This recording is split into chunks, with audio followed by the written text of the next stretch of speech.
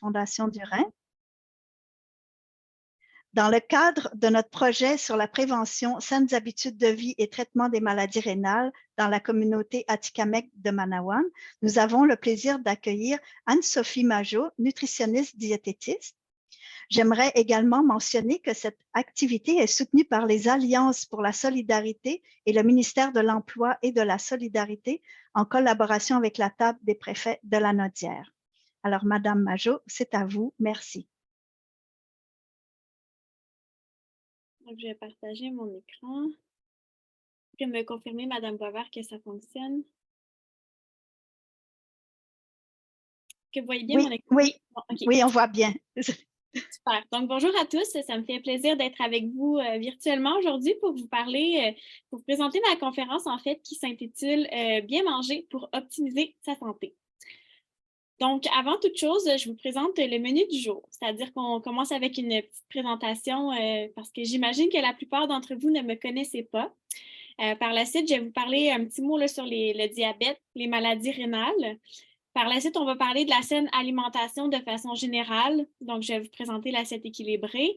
Mais je vais aussi vous parler de trucs et astuces concrets pour appliquer ces différentes recommandations-là dans votre quotidien pour que vous ressortiez d'ici avec des outils concrets pour mettre en place des petits changements ici et là dans votre alimentation.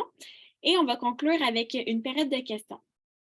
Donc, ça m'amène à vous dire que si jamais, au courant de la présentation, vous avez des questions, n'hésitez pas à les noter, les garder en tête parce qu'à la fin, on pourra adresser tout ça ensemble. Donc, petite présentation. Donc, comme mentionné, mon nom, c'est Anne-Sophie Majot. Je suis nutritionniste diététiste.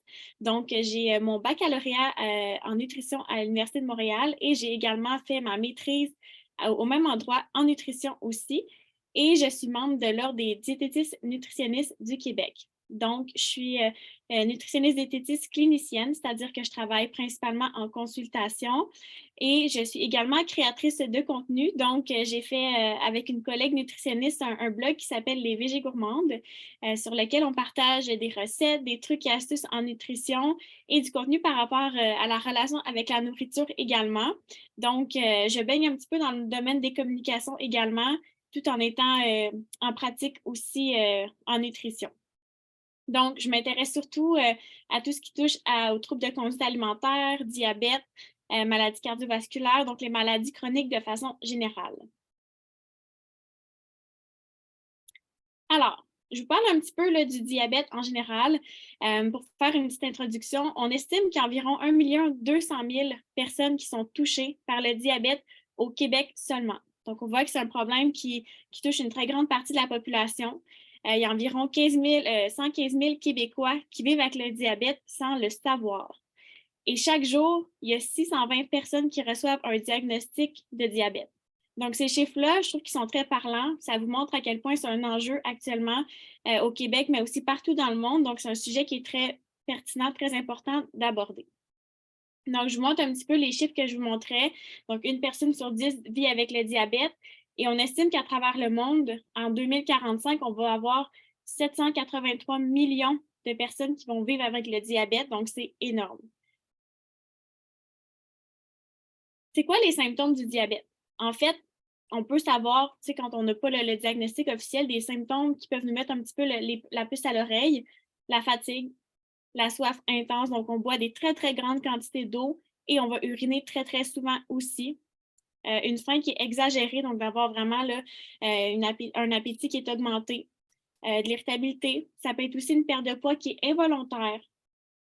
Ça peut être aussi des étourdissements qui peuvent arriver. Donc, les facteurs de risque du diabète, il y a l'âge. Donc, plus on vieillit, plus on a de risque d'être atteint de diabète.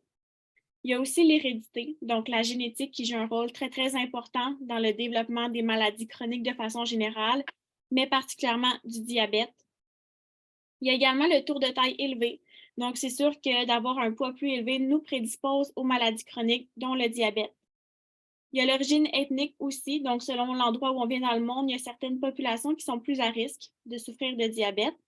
Et il y a aussi finalement la pression sanguine qui est élevée. Donc tout ça, ce sont des facteurs de risque qui nous prédisposent un petit peu plus à cette maladie-là.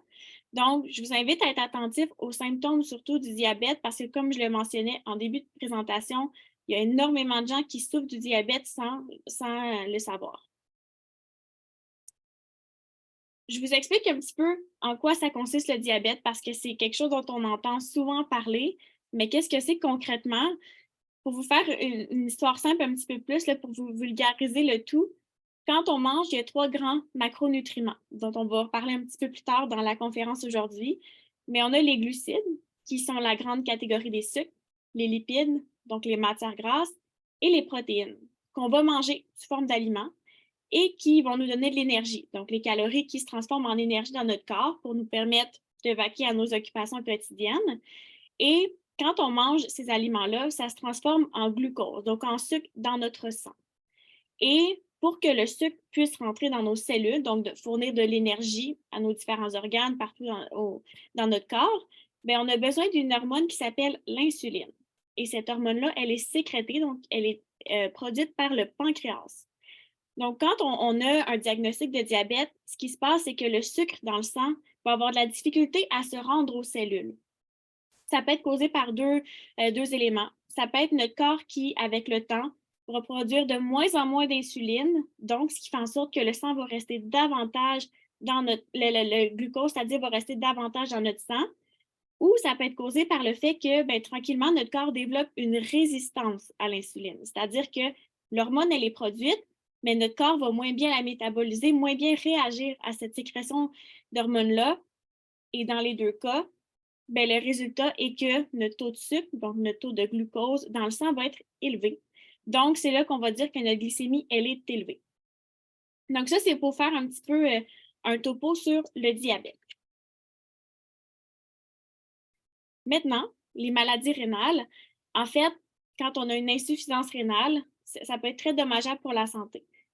Pourquoi? C'est que les reins c'est des organes qui sont clés dans notre organisme parce qu'ils vont éliminer les déchets de notre organisme et contrôler les quantités d'eau et fabriquer certaines hormones également. Donc, les reins sont très, très importants à notre santé en général. Puis pourquoi je fais le parallèle entre les maladies rénales et le diabète? C'est qu'il y a au moins la moitié, donc 50% des personnes qui souffrent de diabète qui peuvent présenter les signes d'un début de dégradation de la fonction rénale. Tantôt, je vous ai mentionné que les personnes qui vivent avec le diabète vont avoir souvent un taux de sucre qui est élevé. Eh bien, sachez que les reins vont filtrer notre sang. Donc, quand il y a beaucoup de sucre dans notre sang, bien, tranquillement, les petits fils qui sont présents dans le rein vont devenir abîmés avec le temps et c'est ce qui peut causer éventuellement une dégradation de la fonction rénale et causer une insuffisance rénale. Donc, c'est important de, autant si on est diabétique ou si on a des facteurs de risque qui peuvent nous prédisposer à une insuffisance rénale, d'adresser ces problèmes-là tout de suite et de justement d'agir en prévention et d'améliorer nos habitudes de vie pour limiter les risques de souffrir de ces différentes maladies-là qui vont affecter beaucoup notre quotidien et notre qualité de vie également. Donc, pour vous mettre un petit peu là, une idée par rapport aux statistiques, il y a 1 Canadien sur 10 qui va être atteint d'insuffisance rénale, donc c'est énorme. Les différents facteurs de risque des maladies rénales sont le diabète, comme je viens de le mentionner, l'hypertension artérielle, donc d'avoir la pression sanguine élevée, le tabagisme, donc de fumer. Encore là, il y a l'origine qui peut avoir aussi un impact sur notre risque. Donc, les populations qui sont autochtones, africaines, asiatiques, par exemple, vont avoir plus de risques de développer ces maladies-là. Les problèmes cardiaques, la génétique aussi, donc l'hérédité qui joue un rôle important, le poids et la prise d'anti-inflammatoires. Donc, maintenant que je vous ai fait un gros résumé de ces 2 maladies-là, on va entrer dans le sujet, le vif du sujet, c'est-à-dire l'alimentation. Comment on fait pour optimiser sa santé via l'alimentation? Donc, en premier lieu, je pense que c'est important de définir qu'est-ce que ça veut dire de bien manger. Cette définition-là peut prendre différents angles, différents sens selon la personne. On a chacun notre définition de ce que ça veut dire de bien manger. Donc, pour certaines personnes, ça peut être de manger plus de produits frais. Pour d'autres personnes, ça peut être de cuisiner des repas maison plus souvent, donc de limiter les repas pris au restaurant. Pour d'autres personnes, ça peut être de boire suffisamment d'eau. Ça peut aussi vouloir dire de reconnaître et écouter ces signaux de faim et de satiété, donc d'être vraiment à l'écoute des besoins de notre corps et de bien reconnaître et de comprendre ces signaux-là. Ça peut aussi vouloir dire de mettre de la couleur et de la variété dans son assiette. Ça peut être de découvrir des nouveaux aliments aussi, donc de faire place à la curiosité et de mettre justement plus de variété dans son assiette et de découvrir, d'être curieux face à l'alimentation. Ou encore, ça peut vouloir dire de faire plus de place aux protéines végétales, donc de végétaliser davantage son alimentation. Donc, vous voyez que ça peut dire plein de choses, puis je pense que chaque personne va trouver certains éléments qui lui parlent plus. Puis c'est important aussi de définir, d'avoir sa propre définition de ce qui est bien manger et d'être capable de l'appliquer selon notre quotidien, notre réalité et les ressources qu'on a aussi individuellement. Je vous présente cette assiette-là, qui est le Guide alimentaire canadien, qui est paru en 2019. C'est une assiette que vous avez peut-être déjà vue, qui a été beaucoup popularisée, qui est un petit peu partout dans les hôpitaux ou dans les cliniques médicales, par exemple. Donc, cette assiette-là, je trouve qu'elle illustre très bien un peu ce que ça veut dire de bien manger. C'est quand même une belle image, c'est très visuel. On voit qu'on est loin des différentes portions de fruits, de légumes, tout ça. C'est beaucoup plus simple. Donc, si on décortique un petit peu cette assiette-là, vous voyez que d'un côté, on a la moitié de l'assiette qui est remplie avec des fruits et des légumes. Ce qu'on met de l'avant dans cette assiette-là, c'est d'avoir en majorité des fruits et des légumes. C'est ce qu'il y a de plus présent dans notre assiette, mais aussi d'avoir une belle variété. Donc, d'avoir des couleurs et de diversifier les fruits et les légumes qu'on va consommer d'une journée à l'autre. Donc, beaucoup de place accordée aux produits frais. Si on regarde dans le haut de l'assiette maintenant, vous voyez qu'on a la catégorie qu'on appelle des aliments protéinés, c'est-à-dire la viande, volaille, les œufs, le poisson et les protéines végétales aussi comme les noix, les légumineuses, le tofu. Donc ça, c'est à peu près le quart de l'assiette. Donc grosso modo, en termes de quantité, pour vous donner une idée, on parle d'à peu près la paume de la main qu'on voudrait en aliments protéinés. Et dans l'autre quart de l'assiette, on a ce qu'on appelle les grains entiers, donc les féculents, les produits céréaliers, que ce soit du pain, des pâtes, du riz, du couscous, du quinoa, du riz sauvage, peu importe. Et le plus possible, ce qu'on veut, c'est que ce soit à grains entiers, donc fait de blé entier, pour que ce soit plus nutritif et qu'il y ait plus de fibres aussi dans notre assiette.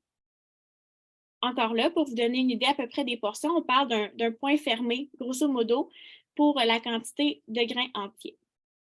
Donc, ça vous donne un peu une idée à peu près de à quoi devrait ressembler une assiette qui est équilibrée, qui contient à la fois des fruits et légumes, qui contient un aliment protéiné qui va nous soutenir et qui contient des grains céréaliers aussi qui vont ajouter beaucoup de fibres à notre assiette et différentes vitamines et minéraux également. Vous voyez également qu'on met de l'avant aussi l'eau comme boisson de choix. Donc, vous voyez aussi dans le guide alimentaire canadien, l'assiette que je viens de vous montrer, on a mis beaucoup l'accent sur les produits d'origine végétale, donc les fruits, les légumes, les produits céréaliers, mais aussi les protéines végétales. C'est quoi les avantages de manger plus de végétaux puis moins transformés, de manger plus de protéines végétales, de fruits, de légumes? Bien, premièrement, il y a l'aspect économique. Donc, actuellement, on voit que le coût des aliments augmente, que le panier d'épicerie coûte de plus en plus cher. Donc, de faire place à plus de végétaux, de protéines végétales surtout, donc le tofu, les légumineuses, bien, ça nous permet d'économiser beaucoup à l'épicerie parce que ça coûte beaucoup moins cher que la viande ou le poisson comme source de protéines. Il y a aussi au niveau de la santé, un régime qui est plus axé sur le végétarisme, qui inclut plus de produits végétaux, va être bénéfique, va réduire beaucoup le risque de maladies chroniques, de certains cancers également. Donc, c'est à la fois gagnant pour notre santé et pour notre portefeuille de manger plus végétal. Au niveau du profil nutritionnel, donc ça regroupe un peu ce que je viens de vous dire, mais les protéines végétales vont contenir souvent moins de matières grasses, plus de fibres, être plus nutritives de façon générale. Donc, ça nous permet d'ajouter de la variété dans notre assiette aussi. Finalement, il y a l'aspect environnemental. Donc, on le sait que produire de la viande, ça a un coût environnemental qui est assez élevé. Donc, de faire plus de place aux produits végétaux, ça nous permet de diminuer notre empreinte écologique et de prendre soin de notre environnement. Donc, je vous parle un petit peu plus des protéines végétales parce que je pense que c'est vraiment une belle façon d'améliorer la qualité nutritionnelle de son alimentation, de varier dans l'assiette et d'économiser en même temps. Donc, quand on parle de protéines végétales, les deux qui reviennent le plus souvent, il y a le soya. Donc, le soya qui se décline en plusieurs aliments. Donc, entre autres, on a le tofu qui est peut-être un petit peu plus connu, mais ça inclut aussi la boisson de soya, donc le fameux lait de soya, ou encore, il y a le tempeh qui est un petit peu moins connu. Il y a également les petites boules vertes que vous voyez ici qui ressemblent à des petits pois, mais qui sont en fait des edamame. Donc, c'est des fèves de soya qui sont cueillies avant la maturité. Donc, qui sont super intéressantes à ajouter dans les soupes, les plats en sauce, dans les salades, qui se vendent surgelés. Donc, ça peut être une belle alternative aussi pour consommer plus de soya et diversifier encore là notre alimentation. Au niveau des légumineuses, ben, on a une grande variété qui est accessible de plus en plus. Donc, ce qu'on entend par légumineuses, il y a les pois chiches, les pois secs, les pois jaunes, il y a les haricots noirs, les haricots blancs, les haricots rouges. Il y a une panoplie de légumineuses, les lentilles également qui sont disponibles. Elles sont sous forme sèche ou en conserve, donc c'est très, très avantageux de les découvrir et d'apprendre à les cuisiner parce qu'elles sont très, très polyvalentes, tout comme les différents produits issus du soya. Donc, je vous montre qu'est-ce qu'on peut faire brièvement. Je vous donne quelques idées avec les légumineuses parce que si on est moins familier avec ce produit-là, ça peut être un petit peu intimidant de savoir comment les cuisiner, comment les apprêter. Si on utilise les légumineuses en conserve, c'est assez facile. Donc, c'est-à-dire qu'on ouvre la conserve, on les rince, on les assèche un petit peu, puis elles sont prêtes à être utilisées dans différentes recettes. Donc, on peut l'utiliser dans des purées, dans des tartinades. On peut les broyer dans des potages, par exemple, des haricots blancs, surtout qui ajoutent une belle texture et qui bonifient la valeur nutritive. Donc, qui ajoutent beaucoup de fibres, beaucoup de protéines dans nos soupes, dans nos potages, dans nos sauces également. On peut les ajouter dans des salades, dans des desserts aussi. Donc, vous voyez ici, vous avez une image d'un brownie qui est fait à base de haricots noirs. Donc, les légumineuses peuvent se camoufler un petit peu partout et prendre différentes textures, donc en purée, telles quelles, ou on peut les faire griller également, les faire griller au four ou dans un air fryer, par exemple, la friteuse à air qui est beaucoup à la mode dernièrement, une autre belle façon de les apprêter, ou encore dans des galettes style des veggie burgers. Ça peut être une très belle façon de les incorporer tout en consommant des repas qui nous sont plus familiers. Maintenant, pour les produits du soya, dont je vous parlais, le tofu qui est un petit peu plus connu, donc on peut l'utiliser en morceaux, on peut faire des brochettes, on peut le râper, comme si on utilisait du fromage, par exemple. Donc, vous voyez la dernière photo, c'est un taco qui est fait à base de tofu effiloché. Donc, ça peut être intéressant aussi pour varier les textures, d'ajouter un petit peu de sauce, une marinade pour lui donner du goût. Parce qu'évidemment, le tofu va prendre le goût de la sauce ou de la marinade dans laquelle on va le tremper ou on va ajouter. Donc, c'est important de ne pas hésiter à mettre des épices, des différentes saveurs, des condiments pour le rehausser un petit peu le goût puis le rendre intéressant. Il y a aussi le tofu soyeux qu'on peut utiliser dans des smoothies ou dans des potages, comme vous voyez ici. Donc, le tofu soyeux qui se vend en petits contenants, qui a une texture qui ressemble à du jello un petit peu, qui est très polyvalent également. Donc, dans les sauces, dans tous les mets le plus, un petit peu plus style potage également, ça peut être très intéressant de le découvrir. Et finalement, ben, on peut utiliser le tofu un peu comme on utiliserait du poulet, c'est-à-dire dans des brochettes, dans des sautés, un petit peu n'importe quoi. Donc, c'est vraiment d'apprendre à le cuisiner, à l'apprivoiser, à lui donner du goût. Puis, c'est vraiment une belle protéine justement à découvrir. Finalement, il y a la boisson de soya, qu'évidemment, on peut boire telle quelle, mais avec laquelle on peut cuisiner également, faire des sauces, faire des gruyos, les mettre dans des soupes, faire des desserts avec ça aussi. Donc, ça peut être très intéressant de le découvrir. Manger plus végétal, manger de façon plus variée, ça veut aussi dire d'ajouter des textures et des couleurs. Donc, comment on peut faire ça? Premièrement, il y a les légumes. Donc, comme je vous l'ai montré tantôt dans l'assiette, ce qu'on veut qu'il y ait en plus grande quantité, ce sont les légumes et les fruits. Ça peut être plus difficile ici au Québec de s'approvisionner en fruits frais, en légumes frais durant la saison hivernale notamment. On a peut-être moins accès, mais sachez que les options qui sont surgelées sont très intéressantes. Souvent, on a tendance à croire qu'elles sont moins nutritives, mais au contraire. Les fruits et les légumes qui sont surgelés sont cueillis à maturité et sont surgelés souvent la même journée, ce qui fait en sorte qu'ils ne perdent pas leur valeur nutritive et qui sont tout aussi intéressants que les produits frais, mais en étant souvent un petit peu moins dispendieux. Donc, de ne pas hésiter à avoir des sacs de légumes, des fruits dans son congélateur pour pouvoir ajouter à des soupes, à des sauces, pour bonifier un repas, pour doubler la quantité de légumes dans une sauce à spaghetti, dans des pâtés chinois, des choses comme ça. Ça peut être très intéressant et c'est une option qui est facile. Donc, ils sont déjà coupés, ils sont déjà lavés. Il suffit juste à les utiliser et à les ajouter dans nos repas.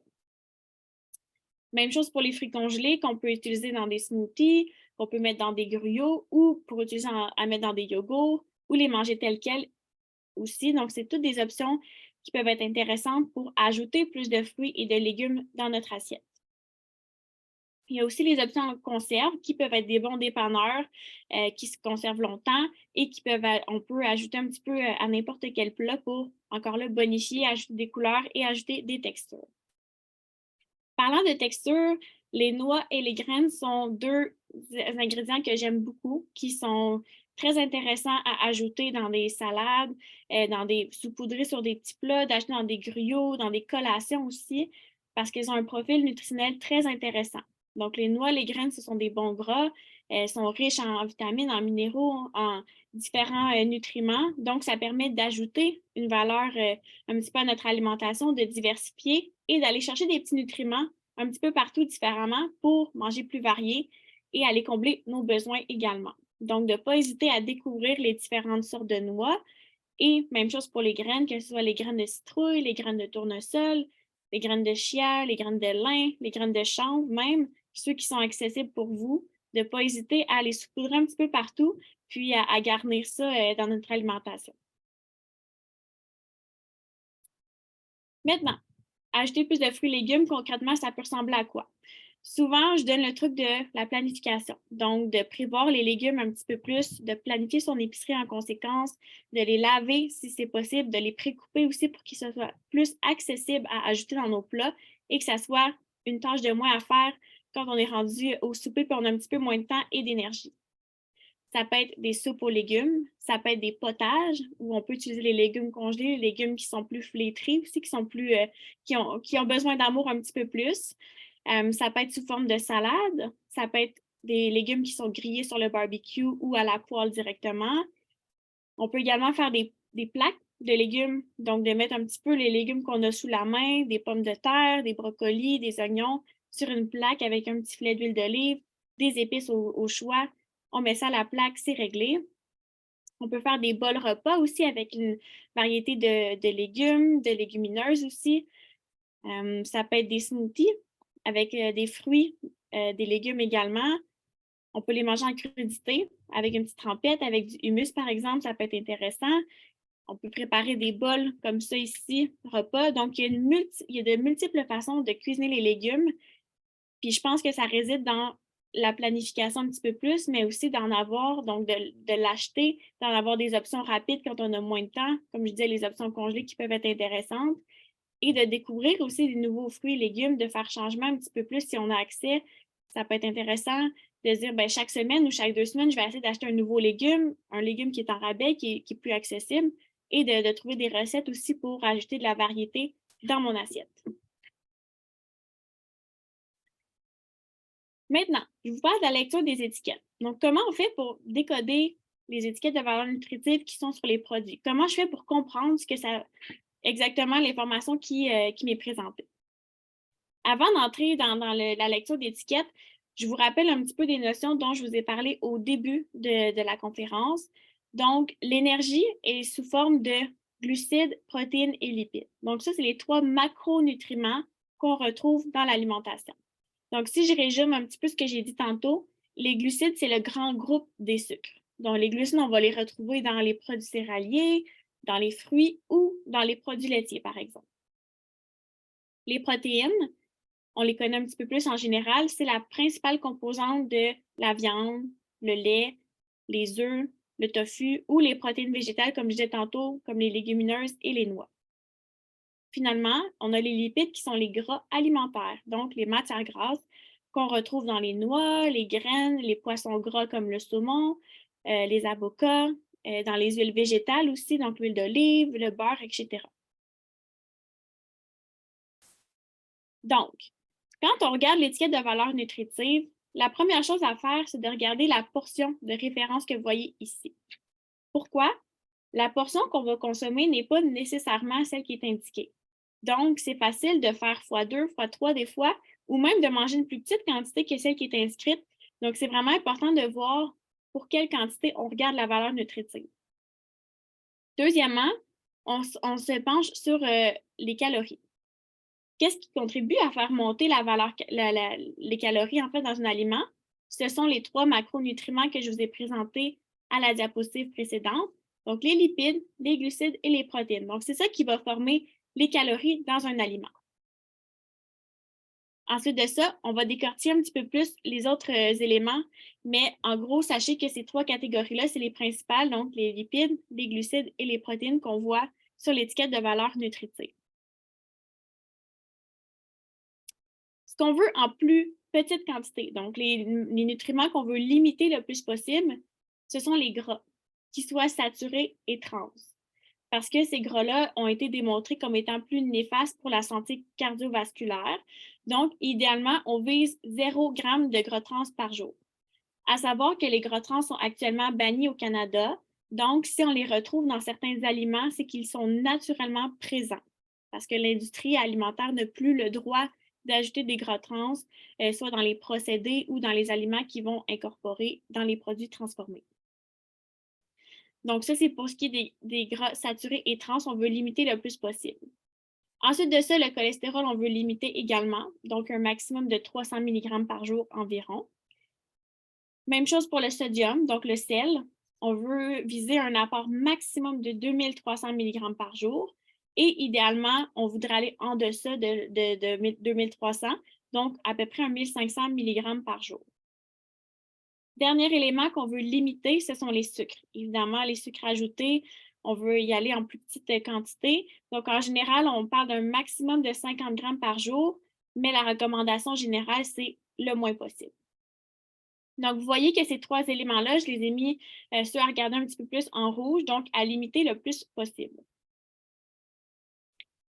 Pour ce qui est des aliments qu'on veut consommer en plus grande quantité, qu'on veut en plus grande quantité dans notre alimentation, il y a les fibres. Donc, les fibres sont un type de glucides qu'on digère pas, mais sont très importantes quand même parce qu'elles nous permettent d'être plus rassasiés. Elles vont prendre la place dans notre estomac, donc nous tenir, augmenter la satiété aussi. Donc, le sentiment de plénitude, de nous rassasier pour pouvoir être rassasiés justement entre les collations jusqu'au prochain repas, prochaine collation. Et vont aussi aider au niveau du transit intestinal. Donc, les fibres, on veut une plus grande quantité. Pour ce qui est des protéines, la quantité va varier d'une personne à l'autre. On a des besoins différents, mais en général, plus un aliment est protéiné, plus il va être soutenant parce que les protéines ralentissent la digestion, donc on va les digérer plus lentement, ce qui fait en sorte qu'on va être rassasié aussi plus longtemps, donc l'aliment va être plus nutritif et soutenant. Finalement, vous voyez que sous la barre noire, on a les vitamines, donc ça, c'est les micronutriments. Ça aussi, on les veut en plus grande quantité. Donc, la vitamine A, la vitamine C, le calcium, le fer, on veut les plus grandes proportions le plus possible chaque jour. Maintenant, c'est un petit peu difficile de décortiquer les étiquettes. Donc, on a le pourcentage qui se retrouve au bout du tableau qui nous aide beaucoup. Ce pourcentage-là, qu'est-ce qu'il veut dire? C'est le pourcentage de valeur quotidienne pour une personne moyenne. Donc, en général, on dit que de 0 à 5 c'est peu. Entre 5 et 15 on dit que c'est modéré, donc c'est moyen, et 15 et plus, c'est beaucoup. Donc, si on regarde cette étiquette de valeur nutritive-là qui est pour des céréales, donc la première chose qu'on ferait, c'est de regarder la portion. Donc, dans ce cas-ci, on a un 3/4 de tasse. Donc, pour 3/4 de tasse de céréales sèches, j'aurais 2 de lipides de matière grasse et 1 de lipides saturés et trans, ce qu'on considère comme étant peu, parce que c'est en bas de 5 Pour ce qui est du sodium, par exemple, ici, on a 160 mg, donc toujours pour ma portion de 3/4 de tasse, j'ai un 7 donc c'est modéré. Maintenant, pour les sucres, vous voyez qu'ici, il n'y a pas de pourcentage. Par contre, c'est une nouvelle réglementation. Donc, de plus en plus, sur les nouvelles étiquettes, vous allez voir un pourcentage qui va s'y retrouver. Mais la règle est la même. Donc, 0 à 5, 5 à 15 ou 15 et plus, ça nous permet de nous situer. Et si on fait l'exemple aussi pour les nutriments qu'on va en plus grande quantité, bien, vous voyez qu'il y a très peu de vitamines, mais il y a quand même un 10 de calcium et un 30 de fer, ce qui est ce qui est quand même beaucoup. Vous voyez aussi que pour les céréales, on a une autre colonne qui est pour l'ajout avec du lait. Donc, ça nous permet d'analyser aussi notre bol de céréales finalement. Ça ressemble à quoi les valeurs nutritives et les pourcentages des différents nutriments. Donc ça vous donne un petit peu plus une idée de comment décortiquer l'étiquette de valeur nutritive. Ça demeure que les produits qui sont frais, peu transformés, la plupart, comme les fruits et les légumes, n'ont pas d'étiquette de valeur nutritive.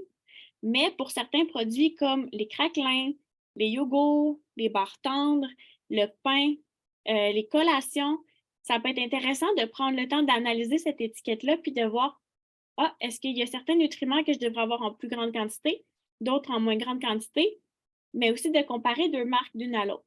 Donc, de faire un choix qui est éclairé et de peut-être opter pour le produit qui est plus nutritif, qui est moins transformé. D'ailleurs, ça m'amène à vous dire que oui, le tableau d'étiquette de valeur nutritive nous donne beaucoup d'indications sur le produit, mais ça reste que c'est complémentaire à la liste d'ingrédients. Donc, c'est pertinent de regarder ces deux éléments-là sur l'emballage parce que la liste d'ingrédients, elle nous parle, elle nous dit exactement ce qu'il contient et ce, en ordre décroissant. Donc, le premier ingrédient, c'est ce qu'il y a le plus dans l'aliment et le dernier ingrédient, c'est ce qu'il y a en plus petite quantité. Donc, ça nous permet rapidement de voir de quoi est fait mon produit, en fait. Et maintenant, avec la nouvelle réglementation, toutes les sources de sucre doivent être mises ensemble. C'est-à-dire que si on a de la mélasse, de la cassonade, du sucre, du miel, peu importe la sorte de sucre, ça doit être regroupé tous ensemble, ce qui fait en sorte que dans beaucoup de produits, bien, ça devient le premier ingrédient. Donc, si vous regardez la liste d'ingrédients et vous voyez que le sucre est le premier qui figure dans la liste, ça nous indique quand même que ce produit-là est peut-être pas le produit qui est le plus nutritif. Donc, il ne s'agit pas de bannir complètement ces aliments-là parce que ça reste que dans une alimentation qui est équilibrée, on a fait de la place à un petit peu tous ces ingrédients-là et c'est correct d'avoir des ingrédients plaisir, mais ça nous donne quand même une idée de la qualité nutritionnelle de l'aliment et de la fréquence à laquelle on devrait consommer cet aliment-là. Maintenant, je vous parlais un petit peu tantôt de la modification de l'étiquetage. J'ai eu dans les dernières années certaines nouvelles réglementations qui ont été lancées, en fait. Donc, pour ce qui est des produits, maintenant, il y a une standardisation qui a été effectuée. Les produits qui sont dans une même catégorie, par exemple le yogourt, les céréales ou le pain, toutes les marques doivent présenter le tableau de valeur nutritive pour la même quantité, pour la même portion. Donc, de cette façon-là, c'est beaucoup plus facile de comparer deux produits versus quand c'est une demi-tasse, un trois quarts de tasse. C'est difficile un petit peu, puis il faut faire plus de calculs. Donc là, ça va être beaucoup plus simple pour le consommateur de voir. Et finalement, comme je vous disais, il y a eu quelques autres modifications au niveau de l'étiquette de valeur nutritive. Donc, entre autres, vous voyez que les portions vont être plus similaires dans les différents aliments qui sont d'une même catégorie. On a aussi rajouté le pourcentage par rapport au sucre, ce que je vous parlais tantôt. Et on a fait quelques petits changements au niveau de la présentation aussi pour que ce soit plus clair, plus lisible et plus facile à comprendre pour le consommateur. Et finalement, le petit tableau que je vous montrais tantôt là, par rapport au pourcentage, bien, vous pouvez voir ici que maintenant, c'est noté dans le bas de chaque tableau de valeur nutritive. Donc, c'est un bon un petit rappel là, pour évaluer la qualité nutritionnelle d'un produit. Donc, suite à ça, ça fait beaucoup de choses. Je vous donne quelques petits trucs pratico-pratiques pour mettre en place un petit peu ces recommandations-là pour optimiser votre alimentation. Donc, la première chose que je peux vous proposer, c'est d'opter pour un lundi sans viande. C'est un mouvement dont vous avez peut-être déjà entendu parler. J'ai dit lundi, mais ça peut être n'importe quelle journée de la semaine où on met de l'avant un mets ou des repas qui sont végétariens. Donc, on met de l'avant les légumineuses, le tofu ou les protéines végétales pour diminuer sa consommation de viande. On peut aussi faire des recettes qui sont moitié-moitié. Donc, de faire moitié viande, moitié tofu, par exemple, ou d'incorporer des légumineuses dans un plat typique traditionnel qu'on est habitué de manger pour bonifier la valeur nutritive, varier un petit peu et diminuer sa facture d'épicerie. On peut aussi ajouter plus de variété dans notre assiette en intégrant une nouvelle recette par semaine ou une nouvelle recette par mois, par exemple, pour découvrir des nouveaux ingrédients et cuisiner davantage à la maison aussi et prendre goût à le faire. Dans la même optique, on peut aussi ajouter un nouvel ingrédient, regarder des recettes un petit peu plus, puis avoir envie d'explorer davantage et de goûter à des nouvelles saveurs. Il y a aussi les collations, on en a un petit peu moins parlé, mais c'est une belle façon d'ajouter de la variété dans son assiette et de mettre de l'avant les végétaux, donc les fruits, les légumes, les noix, les graines et légumineuses. C'est une belle idée de les ajouter dans les collations également. De façon générale, la clé, c'est d'y aller progressivement parce que si on essaie de faire trop de changements en même temps, souvent, ça ne tient pas la route, puis on se décourage rapidement. Donc, j'encourage souvent les gens à y aller de façon graduelle, à faire des petits changements un pas à la fois, d'y aller à leur rythme aussi, mais pour que ce soit des changements qui soient durables sur le long terme et qu'on y prenne goût, que ce ne soit pas trop un gros fardeau dans le quotidien qui est déjà bien occupé pour la plupart. Autre truc que je donne aussi qui facilite beaucoup les repas, c'est de le planifier. Donc, la fin de semaine ou un moment dans la semaine qui est opportun pour vous, de prendre quelques minutes pour s'asseoir puis dire, OK, qu'est-ce qu'on va manger cette semaine? De faire un petit peu un plan de match. Comme ça, c'est beaucoup plus facile de faire une épicerie en conséquence. C'est plus facile aussi de planifier des moments où on va découvrir un nouvel ingrédient, où on va tester une nouvelle recette, où on va essayer les protéines végétales, par exemple. Puis ça nous permet aussi d'avoir un plan de match plus concret pour notre semaine. Donc, on perd moins de temps à se questionner le soir en arrivant qu'est-ce qu'on mange ou d'avoir le réflexe de se tourner vers une option plus rapide ou les mets de restauration, par exemple, parce qu'on n'a rien de prêt puis on a faim maintenant. Donc, la planification, ça aide beaucoup justement à ce niveau-là, à cuisiner davantage, à découvrir des nouveaux aliments, mais à aussi réduire le risque de gaspillage et mieux planifier l'épicerie de façon générale. Donc, par exemple, ici, je vous ai mis une semaine typique où on aurait une salade qui est prévue pour le lunch, on a nos soupers, nos dîners qui sont prévus, on se planifie quelques moments pour les restants, donc pour diminuer le temps passé en cuisine, et on planifie peut-être une nouvelle recette, un nouvel ingrédient, et on peut même planifier les collations si c'est une façon qui fonctionne pour nous. Donc, en résumé, je pense que ce que vous devez retenir de la conférence d'aujourd'hui, c'est de cuisiner davantage. Donc, de prendre plaisir à le faire, de découvrir des nouveaux ingrédients, des nouvelles recettes et de diminuer tout ce qui est plus transformé et les repas de la restauration. Ça va faire un grand changement au niveau de notre santé.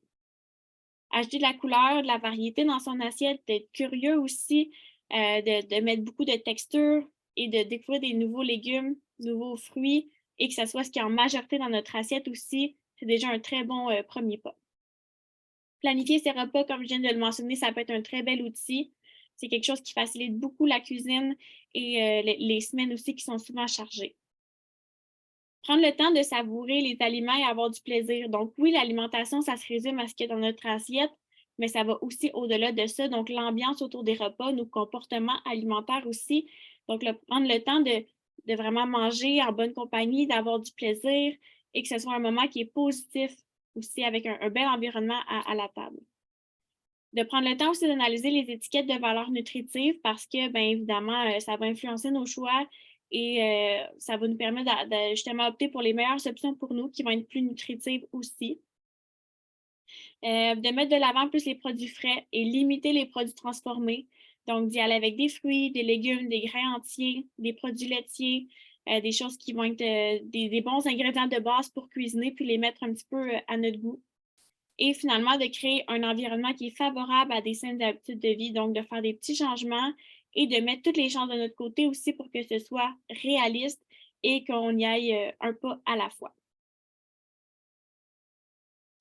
Donc, je termine en vous proposant certaines ressources qui sont disponibles à vous. Donc, évidemment, la Fondation de maladies du rein qui vous offre cette conférence-là, qui a un site web qui est rempli de ressources, de conseils, de petits documents explicatifs qui peuvent vous aider justement à concrétiser un petit peu tout ça, surtout dans un contexte de maladie rénale, évidemment. Et il y a également Diabétique de la Nodière qui propose plusieurs documents en lien avec l'alimentation, avec la nutrition. Donc, c'est des documents que j'ai faits en collaboration avec mon collègue Jason, qui sont super intéressants, qui sont gratuits. Donc, comme vous voyez ici, il y a des astuces pour manger plus de légumes, un guide pour faire des salades qui sont complètes. Il y a aussi des ressources qui sont vraiment axées sur le diabète, évidemment. Donc, tout ce qui est les procédures d'hypoglycémie, l'alimentation consciente, comment mieux calculer ses glucides, mieux adapter son alimentation à sa condition de santé. Donc, ce sont tous des ressources qui méritent vraiment d'être mises de l'avant puis qui peuvent être consultées gratuitement via les différents sites web. Donc, voilà pour ça. Et je termine en vous remerciant pour votre attention. J'espère que ça vous a outillé un petit peu plus, ça vous a donné des idées, ça vous a inspiré à peut-être mettre l'alimentation un peu plus en priorité, puis avoir envie de découvrir des nouvelles choses. Donc, je termine en vous laissant mes coordonnées. Si jamais vous avez des questions, si vous voulez un accompagnement aussi pour mettre en place ces choses-là, je suis disponible pour faire de la consultation privée aussi. Et vous avez mon site web qui est lesvégégourmandes.ca sur lequel vous allez retrouver plusieurs recettes alléchantes avec beaucoup de protéines végétales, des articles de blog sur la nutrition. Donc, plein de ressources si jamais vous voulez visiter tout ça. Donc, voilà, ce serait le moment de, si vous avez des questions, je suis disponible pour y répondre. Merci beaucoup. Merci beaucoup, Anne-Sophie. Moi, j'avais peut-être une question quand vous avez parlé des gras trans, que c'était interdit ici au Québec ou au Canada, mais quand il y a, quand ils sont naturels, c'est ça il y aurait un pourcentage à ce moment-là? Il peut Oui, y avoir des gras trans naturels dans les aliments. tout à fait, surtout des produits d'origine animale. Donc, je pense aux Ah, produits OK, laitiers, à la viande. Il va y avoir OK. des gras trans qui sont naturellement présents, mais l'ajout par l'industrie alimentaire, souvent, c'est dans les procédés comme la margarine qui était hydrogénée auparavant. Maintenant, ce processus-là est interdit pour limiter. OK. Oups, je pense qu'on a une interférence. Peut-être, Rosanna, tu avais une question aussi? Oui, Oui, OK. il y a des participants qui viennent d'arriver, là. OK, c'est bien. Et les questions? Oui, il y avait une question.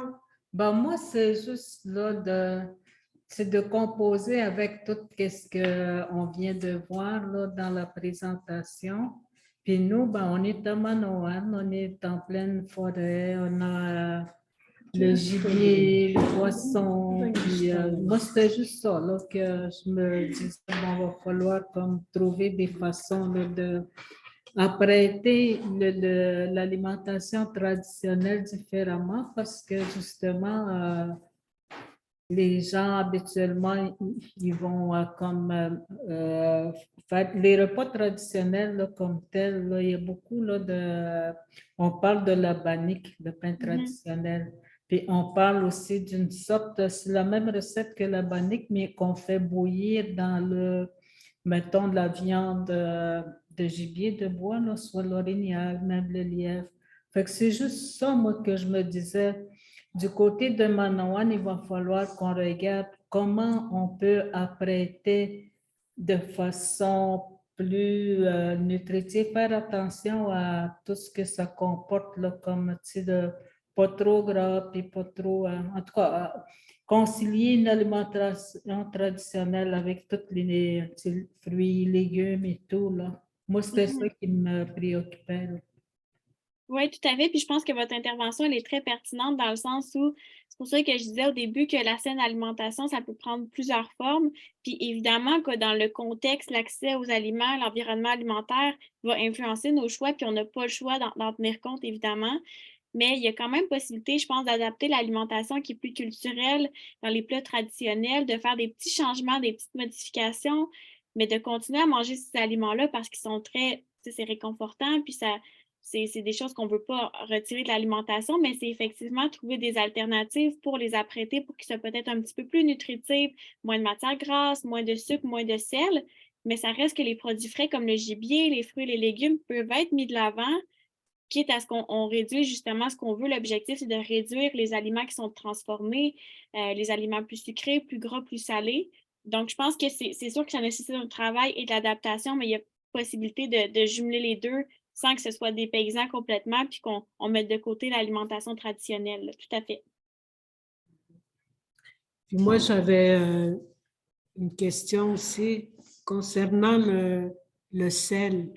Oui. Parce que le sel blanc, là, qui est le plus populaire, mais il y a aussi des sels roses, là, comme sel de l'Himalaya, puis sel de Celle mer. de Garande.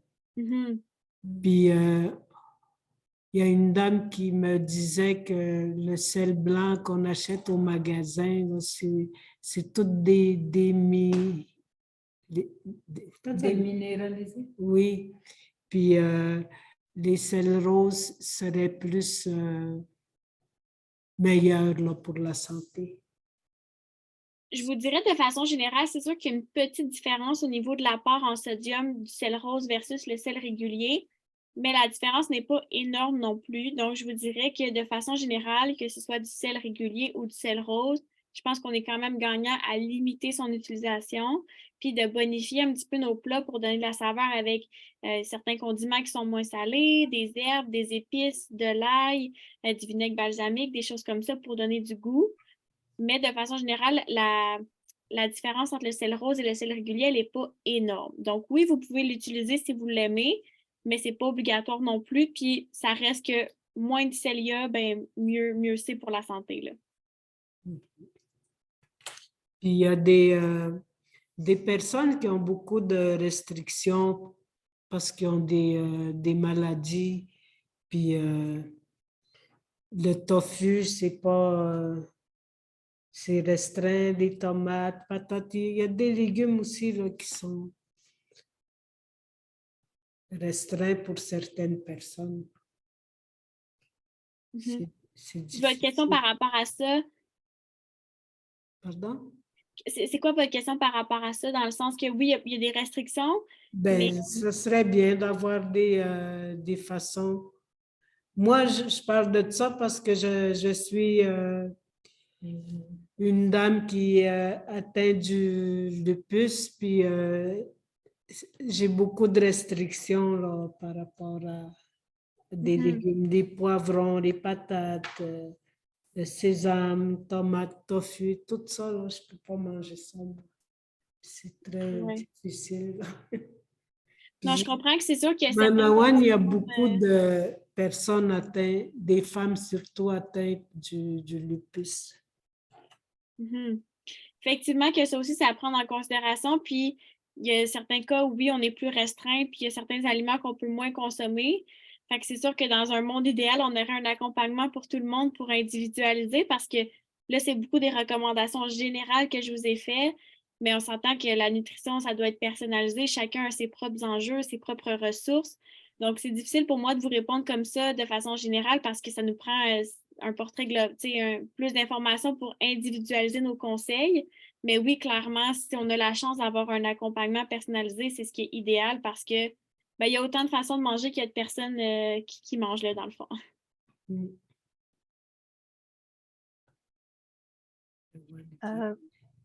Anne-Sophie, je voulais aussi te dire, c'était bien de mettre les ressources à la fin de la fondation.